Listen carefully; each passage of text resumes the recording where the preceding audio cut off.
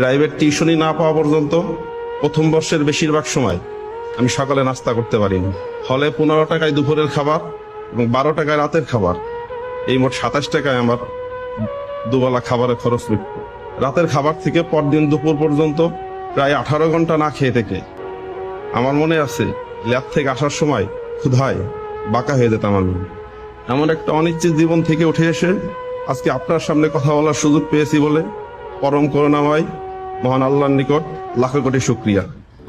সরকারি চাকরি প্রাপ্তিতে আপনি মেধাকে সর্বোচ্চ অগ্রাধিকার দিয়ে নিরপেক্ষতা, স্বচ্ছতা ও যোগ্যতার মূল্যায়ন নিশ্চিত করেছেন। ফলে 40তম বিসিএস পরীক্ষায় উত্তীর্ণ হয়ে প্রজাতন্ত্রের কর্মচারী হিসাবে জনগণের সেবায় নিয়োজিত হবার সুযোগ পেয়ে মাননীয় প্রধানমন্ত্রী, আপনাকে জানাই আন্তরিক কৃতজ্ঞতা।